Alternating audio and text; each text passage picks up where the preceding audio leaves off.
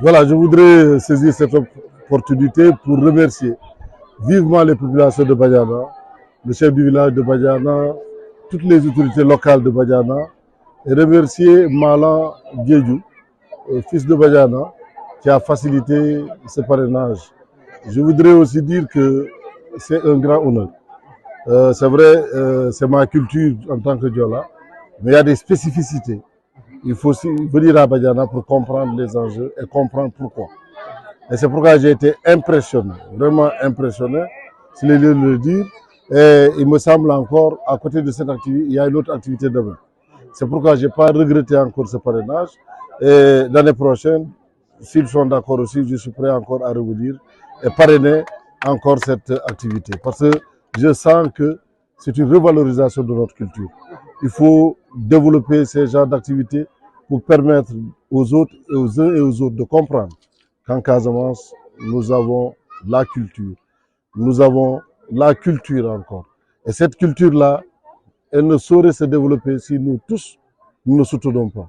Il faut qu'on soutienne pour que partout ailleurs, les gens comprennent que la culture, comme le disait Senghor, est au début et à la fin du développement. Je voudrais saisir l'occasion aussi pour remercier tous les amis de Mala qui sont venus un peu partout du Sénégal, qui ont appris aussi et qui ont vu et qui vont raconter dans leur villes respectives pour dire que le Sénégal est très riche. La richesse culturelle du Sénégal est incommensurable. Voilà donc l'impression que j'ai, une impression de satisfaction.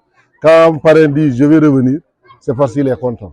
Si je n'étais pas content, je vais remercier seulement un moteur. Mais je dis je suis prêt à revenir. Je dirais j'ai parrainé aujourd'hui, je parrainerai.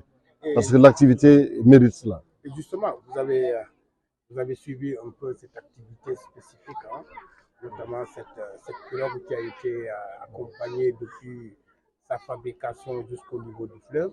Alors, ça, comment vous l'avez vécu cette expérience?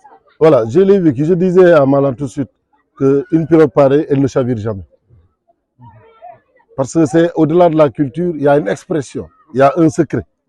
Le secret de cette pirogue, quand vous voyez les femmes, les hommes se précipiter à prendre l'eau de cette pirogue-là, c'est parce qu'il y a quelque chose que ça signifie. Il ne faudrait pas qu'on oublie tout ça.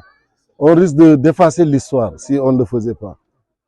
La corde, une des cordes de cette pirogue, elle est significative. On l'utilise pour d'autres. Je ne suis pas dans la pharmacopée ni dans la religion traditionnelle, mais c'est des explications qui se fondent dans la réalité. Et cette réalité-là, si on ne la préserve pas, c'est fini. Ce qui fait la stabilité des cases avancées, ce qui fait la richesse des cases avancées, c'est le secret là. Ce n'est pas pour danser, c'est vrai, la danse cache le sport qu'on est en train de développer, pour que les gens ne comprennent pas que c'est difficile, c'est lourd. En dansant, on ne sent pas la fatigue. On est animé, on est motivé encore de donner plus d'efforts pour faire arriver la pirogue ici. Mais la pirogue, là, le symbole de la pirogue dépasse même la danse.